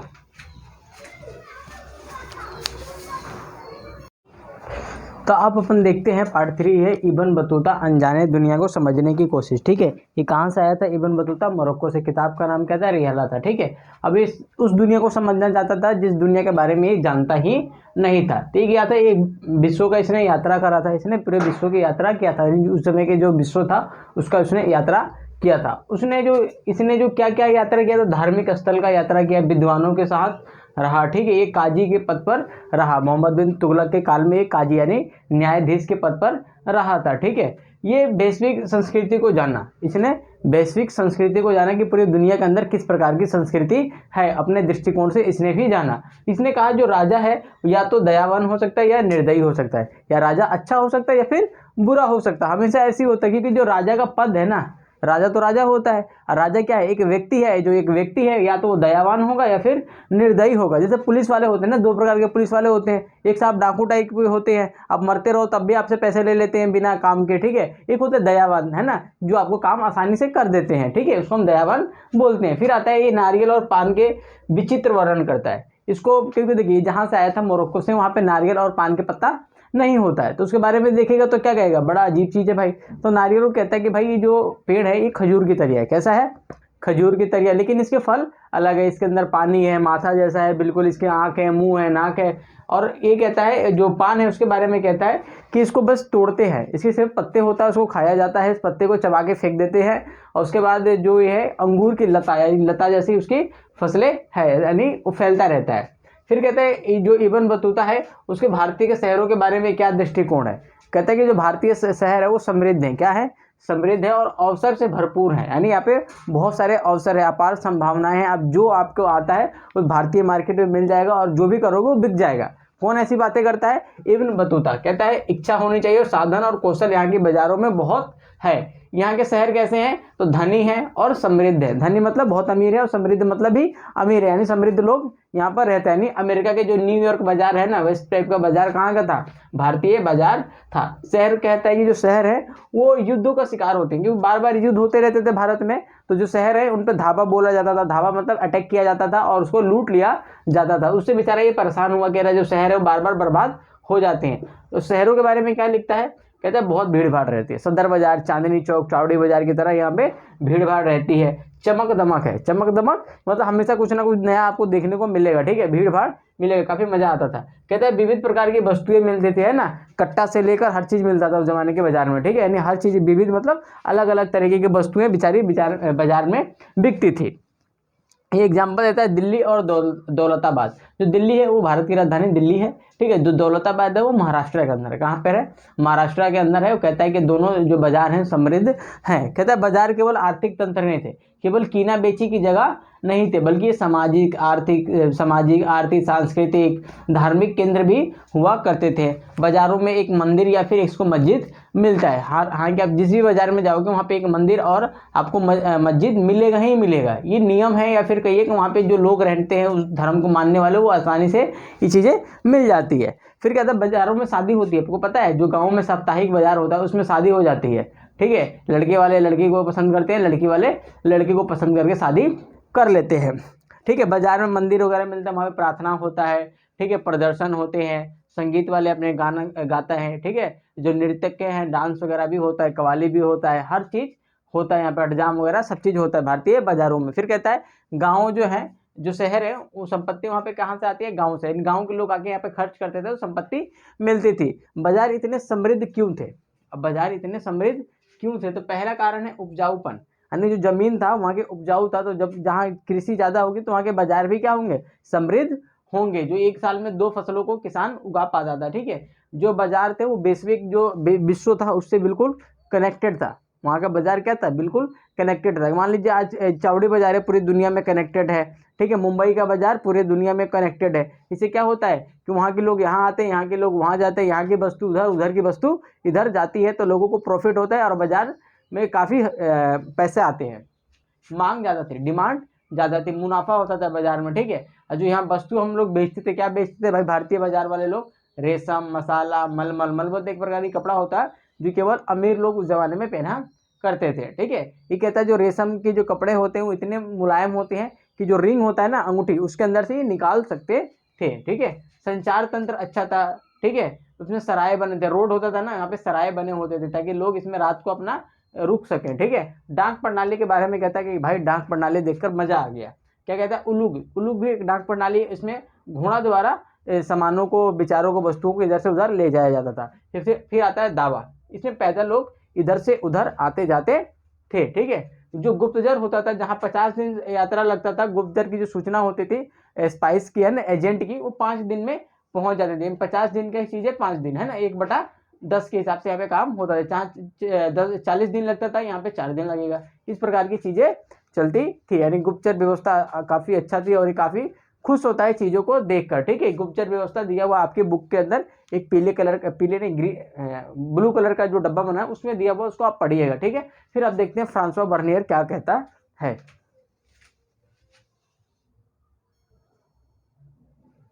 ठीक है, अब देखते हैं फ्रांसवा बर्नियर कहाँ से आया था भाई, ये फ्रांस से आया था। ठीक है, और हर चीज़ की तुलना किससे करता था, यूरोप से करता था, तुलना यूरोप से, और यूरोप को ज़्यादा अच्छा दिखाता था और भारतीयों को ये क्या करता था, नीचा दिखाता था। ठीक है, ये वही लिखा जो इसे सही लगा। क्या सही है क्या गलत है, इसने वो सब चीज़ें नहीं लिखी। क्या लिखा भाई, इसको जो सही लगा वही लिखेगा। ठीक है, फिर इसने जो इसकी किताब लिखी, फ्रांसवा बर्नियर की किताब का नाम क्या था, travels in the Mughal empire. यानी ट्रेवल क्या होता है, यात्रा होता है। इसने मुगल एम्पायर के अंदर जो यात्रा करा उसके बारे में लिखा, और किताब का नाम क्या रखा, travels in the Mughal empire. Sorry, ये तो फ्रांसवा बर्नियर है। इब्न बतूता का रेहला, ठीक है, अल बिरूनी का किताब अल हिंद था। ठीक है, इसने द्वि विपरीता पद्धति का पालन किया। मतलब भारत के लोग थे यूरोप को नीचा समझते थे, और यूरोप वाले भारत को नीचा समझते थे। जैसे जो बिहार के लोग होते हैं ना, वो अन्य देशों के जो लोग होते हैं, राज्यों के लोग हैं, उनको नीचा समझते हैं, और जो अन्य देश के लोग हैं या फिर अन्य राज्य के जो लोग हैं वो बिहारियों को क्या समझते हैं, नीचा समझते हैं। इसी को बोलते हैं द्वि विपरीतता, मतलब एक दूसरे की अपोजिट। ठीक है, जैसे मान लेते फॉर एग्जाम्पल ए है और बी है, ये दोनों शहर है। ए वाले बी को बुरा समझते हैं और बी वाले ए को समझते हैं, यानी दोनों क्या है, म्यूचुअल चलती रहती है। ठीक है, भूमि स्वामित्व का प्रश्न, यानी भूमि मतलब जमीन, स्वामित्व मतलब मालिकाना हक। तो यहाँ पे भूमि जो थी निजी नहीं थी, यानी यूरोप में भूमि क्या थी, निजी थी, लेकिन मुगलों के टाइम में क्या थी, भूमि निजी नहीं होती थी। ये जो फ्रांसवा बर्नियर है वो कहता था कि भूमि जो होनी चाहिए वो निजी होनी चाहिए, खुद की जमीन होनी चाहिए थी। लेकिन उस जमाने में अपनी जमीन नहीं होती थी, किसके पास, किसानों के पास। ठीक है, भूमि पर राज्य का नियंत्रण था नहीं, राजकीय भूमि थी, यानी सब भूमि किसकी है, राजा की भूमि होती थी। अर्थव्यवस्था इससे नीचे चला गया था। ठीक है, भूमि का हस्तांतरण नहीं होता था, यानी भूमि का ट्रांसफर नहीं होता। सपोज करिए ये बाप है, ये छोटू उसका बेटा है, बाप निपट गया तो जमीन किसको मिलनी चाहिए थी, बेटा को। तो ये वाला सिस्टम नहीं था। ठीक है, भूमि में लोग निवेश नहीं कर सकते थे। आप किराए के मकान में रहोगे, उसमें पेंट कराओगे, टाइल लगवाओगे, नहीं करवाओगे। क्यों, आपको पता है जब मैं खाली करके चला जाऊंगा तो कोई दूसरा रहेगा, तो मैं क्यों करवाऊं। ठीक है, तो उस जमाने में भी लोग ऐसे ही करते। ठीक है, जमीन पर मेरा मालिकाना हक नहीं है तो मैं इसमें पैसा क्यों लगाऊं, इसमें खाद क्यों डलवाऊं मैं। ठीक है, जैसे आप अगर सरकारी बिल्डिंग में देखोगे ये टूटे फूटे रहते हैं इधर से उधर, है ना, सरकारी क्वार्टर, तो क्या है, क्यों नहीं लगाते पैसे, सोचते यार मैं यहाँ पे जब तक काम कर रहा हूँ उसके बाद वहाँ से चला जाऊंगा, इसीलिए मैं पैसा क्यों लगाऊं भाई इसमें। तो उस जमाने के लोग भी यही सोचते थे। कृषि का विनाश हुआ, कृषकों की समस्या, यानी लोग खेती बाड़ी में कम ध्यान देने लगे, कह रहे यार क्या फायदा, जमीन अपनी है ही नहीं। भारतीय समाज को उसने दरिद्र कहा। दरिद्र का मतलब कंगला का, क्या बोला, कंगला बोला, यार तुम लोगों के पास बिल्कुल दरिद्र हो, तुम्हारे पास कुछ भी नहीं है। ठीक है, भारतीय समाज को किसने कहा, फ्रांसवा बर्नियर ने, जो खुद किसी रोजगार के तलाश में आया था, है ना। अमीर शासक, जो शासक था और अमीर थे, अमीर यहाँ पे बंदा अमीर नहीं है, अमीर का मतलब है जो मंत्री वगैरह होते हैं ना राजा के, उसको यहाँ पे अमीर बोला गया है। ये शक्तिशाली थे और अल्पसंख्यक थे, ये बहुत पावरफुल थे, लेकिन इनकी जो संख्या थी वो क्या थी, कम थी। इनकी स्थिति बस समाज में अच्छी थी, वरना सबकी स्थिति क्या थी, बुरा थी। किसके नज़रों में, फ्रांसवा बर्नियर के नज़र में। फिर आता कोई मध्यम वर्ग नहीं था, यानी बीच का कोई नहीं था, यानी गरीब से ऊपर कोई नहीं था और अमीर से नीचे कोई भी नहीं था, यानी मिडिल क्लास इंडिया में उस समय एग्जिस्ट नहीं कर सकते हैं। पूरी दुनिया को जिसने बदला ना वो है मिडिल क्लास। क्या है, मिडिल क्लास ने क्या है, पूरी दुनिया को बदला है। ठीक है, आप जब पढ़ेंगे तो उसके बारे में पढ़ाया जाएगा। ठीक है, किसी दिन। भिखारी और क्रूर लोगों का शासन, फ्रांसवा बर्नियर कहता है कि जो शासन है यहाँ पे कैसा है, भिखारी है और क्रूर है। क्रूर मतलब खतरनाक लोग, निर्दयी लोग यहाँ पे शासन कर रहे हैं। ठीक है, जिसका खा रहा है उसी का छेद कर रहा है। सबसे गद्दार राइटर मुझे तो अभी यही लग रहा है। नगर जो है दूषित है, क्या है, दूषित है, हवा खराब है, पानी खराब है। कौन कहता है, ये फ्रांसवा बर्नियर कहता है कि यहाँ के जो नगर है पॉल्यूशन, दिल्ली जैसे इनके हाल हो चुके हैं, गाजियाबाद जैसे इनके हाल हो चुके हैं। तो कहता है जो खेत है ना भाई वो दलदल है, झाड़ी है। खेत कैसे बन चुके हैं, दलदल बन चुके हैं, झाड़ी बन चुकी है, सबकी स्थिति खराब है, सबकी स्थिति खराब है। किसको छोड़कर, शासक और अमीर वर्ग जो है उसके जो चेले चपाटे हैं शासक, उसको छोड़कर सबकी स्थिति खराब है। लेकिन ये मुगल इतिहास से मेल नहीं खाता। जो फ्रांसवा बर्नियर ने लिखा ना, वो मुगलों ने जो इतिहास अपना लिखा, यानी जो अबुल फजल ने लिखा, एक किताब लिखा आइन ए अकबरी, उससे मेल नहीं खाता। अबू फजल बहुत अच्छी बात लिखता है और ये बहुत बुरी लिखता है। अब कौन सा सही है कौन सा गलती है वो जनता जनार्दन तय करेगी, ठीक है, समझ में आ गया। ये अबू फजल जो है कहता है कि जो राजस्व है वो क्या है, पारिश्रमिक है, यानी हम आपको सुरक्षा देते हैं, उसके बदले में हमें कुछ ना कुछ तो चाहिए ही चाहिए, ठीक है।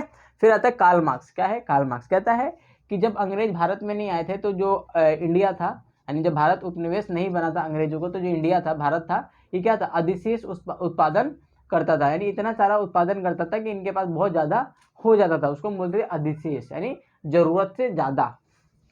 जो बड़ा किसान था वो ज़्यादा उत्पादन करता था, जो छोटा किसान था वो उत्पादन कम करता था। शहरी आबादी जो थी उस समय 15% चल रहा है ना वीडियो। हाँ, वीडियो एक दिन बंद हो गया था पढ़ाते पढ़ाते, ठीक है। जो शहरी क्या था, जो शहरी की जो आबादी थी ना लगभग 15%। अभी 2011 के अनुसार भारत में लगभग 31% शहरी आबादी है, यानी 100 लोग है भारत में, मान लेते कितने लोग, 100 लोग, इसमें से 31 लोग कहाँ रहते हैं, शहरों में, और 69 लोग कहाँ रहेंगे, आपके गाँवों के अंदर। समझ में आ गया। पता है शहरों के बहुत सारे प्रकार है, शहरों के प्रकार है, उत्पादन केंद्र जहाँ पे वस्तुओं का उत्पादन किया जाता है, जैसे आपने झरिया नाम सुना है, आप जो झारखंड जाओगे वहाँ पे वो कोयला का, सोना तो नहीं, कोयला का उत्पादन किया जाता है, उत्पादन केंद्र है, ठीक है। उसके बाद है व्यापारिक केंद्र, जहाँ से व्यापार किया जाता है, ठीक है। उसके बाद है बंदरगाह नगर, जहाँ पे पोर्ट के माध्यम से इंटरनेशनल ट्रेड किया जाता है, जैसे कि मुंबई हो गया, केरल हो गया, तमिलनाडु हो गया, आपका आंध्र प्रदेश हो गया, पश्चिम बंगाल हो गया, ठीक है, ये सब क्या है, बंदरगाह नगर हैं, गुजरात हो गया। फिर आता है धार्मिक केंद्र, है ना, बनारस हो गया, अजमेर हो गया, कांचीपुरम हो गया, ये सब क्या है, आपके धार्मिक नगर हैं, जहाँ पे धर्म से चीज़ें जुड़ी हुई बातें होती है, सारनाथ हो गया, ठीक है, ये सब क्या है, धार्मिक नगर। फिर कहता है शहर में कौन कौन रहते थे, क्लास रहता था, तो चिकित्सक रहता था, डॉक्टर्स रहते थे, अध्यापक रहते थे, टीचर रहते थे, अधिवक्ता रहते थे, अधिवक्ता मतलब होता है वकील, क्या होता है, वकील लोग रहते थे, ठीक है, चित्रकार रहते थे, संगीतकार रहते थे, कहाँ पर, शहरों के अंदर लोग रहते थे। तो ये तो क्या थे, फ्रांसवा बर्नियर की जो भारत में देखा और लिखा, ये पेपर में आता है, फ्रांसवा बर्नियर के बारे में टिप्पणी लिखे थे, ये सब लिख दिए हुए बटे में से बटे नंबर मिलेंगे, ठीक है। अब अगला देखते हैं पॉइंट जो अपना है महिला, दास और श्रमिक।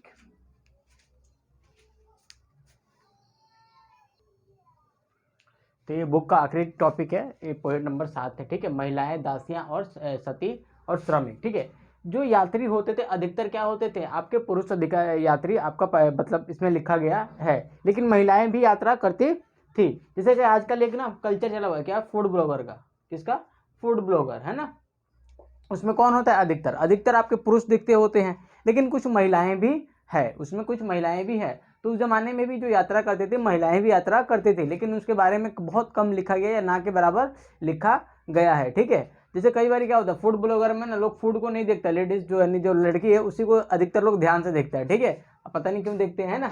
जो दास थे ना, ये बाजारों में खुला बिकते थे, जो दास थे बाजारों में गाय बकरी भेड़ की तरह ये लोग बिकते थे, है ना। और इनको भेंट दिया जाता है, गिफ्ट दिया जाता था, जैसे दिवाली आ रही थी ना, सन पापड़ी लोगों को दिया जाता है, वैसे ही ये ले 4, तू ले जा दास, तू ले जा 2, है ना, इनकी खूब बिक्री होती थी। लंदन में ना एक जगह था, लंदन में एक जगह था, जैसे कि वहाँ पे दास बेचने होते थे, तो क्या करते थे ये लोग, जिस दिन दास बिकता था बेचना होता था, इनको बढ़िया से कपड़ा वपड़ा टोपी लगा के रखते थे, ठीक है। जो अच्छा दिखता था उसको 10 रुपये कीमत, जो थोड़ा खराब दिखे वो 12 रुपये की, मतलब 5 रुपये कीमत, इस प्रकार के दासों की वहाँ पे बोली लगती थी, बिकती थी, ठीक है। दास लोग चुपचाप ऐसे बैठे रहते थे, है ना।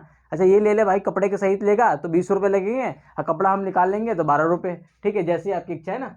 इबन बतूता ना घोड़ा खरीदता है, दास खरीदता है और ऊँट खरीदता है, ठीक है, कहाँ से, सिंध से खरीदता है, और मुल्तान के जो गवर्नर होता है उसको वो किशमिश देता है, बादाम देता है, दास और घोड़ा दे देता है, कहता है कि लो साहब रखो, आपके लिए मैंने खरीद रखा है। इसमें एक नसरुद्दीन एक धर्म उपदेशक होता है, मतलब धर्म के बारे में बताता है, मोहम्मद तुगलक को ये बात बताता है। मोहम्मद तुगलक जो होता है ना काफ़ी खुश होता है, इस नसरुद्दीन से काफ़ी खुश होता है, और उसको 1 लाख टका देता है, 1 लाख रुपए और 200 दास, ले जा भाई, खुश रहे जिंदगी में, है ना। जैसे कई बातें जब राजा को कोई बात बताते हैं खूब बढ़ा चढ़ा के बताते हैं ताकि बंदा खुश हो जाए, ठीक है। ये धर्म उपदेशक भी बेचारे को, मोहम्मद बिन तुगलक को खूब चढ़ा चढ़ा के बातें बोल देते थे, अब तो अल्लाह के देन है, ये फलाना है, ढिमकाना है, ये बेचारा खुशी में ले मेरी जान जितना पैसा लेगा, है ना, ठीक है। दासों की स्थिति क्या थी, तो सुल्तान की सेवा में काम करते थे, ठीक है। जो दासियां होती थी संगीत और नृत्य करती थी, दासियां क्या करती थी, संगीत और नृत्य, कई बार गुप्तचर होती थी, ठीक है, अंगरक्षक होती थी, मतलब बॉडीगार्ड के रूप में भी ये काम करती थी। सुल्तान की बहन की शादी में ना इब्न बतूता बहुत खुश हुआ कि उसको खाने को मिल रहा था, और जो दासियां थी ना उनका डांस देखकर, उनकी नृत्य देखकर उनके गायन को, मतलब जो गाया बजाया संगीत देखकर काफ़ी खुश हुआ। कौन? Ibn Battuta. इसको मज़े आ गए, मतलब कहा कि यार इंडिया की शादी में बहुत मज़े यार, खाने पीने को भर भर के है ना। फिर दासों की यूज़ कहाँ होता था? घरेलू कामों में, घर के काम में किसको रखते थे? दासों को। ये क्या करते थे? गुप्तचर होते थे, पालकी ढोना, खेती में काम करना। लेकिन एक समस्या थी, जो पुरुष होता था ना दास, यानी जो मेल मेंबर होते थे दास के, उनकी रेट कम होता था, और लड़कियों का, जो लड़की दास होती थी, जो गुलाम होती थी, उसका रेट थोड़ा सा ज़्यादा मिलता था। लड़कियों से और भी काम लेते होंगे, पता नहीं, ठीक है। महिलाएं यूरोप और भारत की तुलना करता है कौन? आपका फ्रांसवा बर्नियर। तो कहता है दोनों की स्थिति अलग अलग है और भारत की स्थिति थोड़ा ज़्यादा खराब है। बर्नियर क्या लिखता है कि यहाँ पे सती प्रथा है। सती प्रथा मतलब जब एक महिला का पुरुष मतलब पति मर जाता है तो उसको सती होना पड़ता था, जलाना पड़ता था। सती प्रथा की उन्होंने, अंग्रेजों ने अलग व्याख्या की है, भारत के जो व्याख्याकार हैं उन्होंने अलग करी है। लेकिन हम इसी को मान के चलते हैं कि जब पति मर जाता है तो पत्नी को जलना पड़ता था, ठीक है। तो कुछ मर्जी से जलती थी और कुछ जबरदस्ती जल जाती थी। इसके बारे में थोड़ा पढ़ना होगा। 510 एडी का एरन अभिलेख पढ़ना। एरन अभिलेख है ना, इसमें गुप्त साम्राज्य होता है, उसमें एक सेनापति होता है गोपराज, उसकी जो गोपराज होता है युद्ध लड़ते लड़ते मर जाता है। जिसकी किसको बात पता चलता है? उसकी बीवी को पता चलता है, ठीक है। और ससुरी जाके कहाँ जोहर कर लेती है, आग में कूद के जान दे देती है। तभी से सिस्टम चला हुआ आ रहा है, ठीक है। जो महिलाएं थी कृषि और गैर कृषि यानी खेती बाड़ी और अन्य भी काम करती थी, व्यापारिक काम भी करती थी। ये मामलों को अदालत तक लेकर चली जाती थी। और ये जो चैप्टर है ये कंप्लीट हो गया, ठीक है। कंप्लीट होने का मतलब ये है कि आप बुक को पढ़ें, वीडियो देखने से पहले बुक पढ़ें या वीडियो देखने के बाद बुक को अवश्य पढ़ें। और छोटे छोटे आप भी नोट्स लिखें। ये जब आप पेपर में पढ़ेंगे ना, इतना सारा नहीं पढ़ सकते, पेपर जब आएगा तो इसको लिख लीजिए, ठीक है। कि मैंने अपने से बहुत शॉर्ट में लिखा है और आप भी चाहते हैं इसमें और शॉर्ट करना, इसको कर सकते हैं, ठीक है। तो अगले चैप्टर में मिलते हैं। चैप्टर नंबर 5 का ये हम 6 में मिलेंगे, चैप्टर नंबर 6 में, ठीक है। उसमें जो सूफी परंपरा है उसके बारे में, उसको भी और अच्छे से पढ़ने का प्रयास करेंगे। तो मैं उम्मीद करता हूँ उसको आप पढ़ेंगे, ठीक है। फिर मिलते हैं छठे पार्ट में।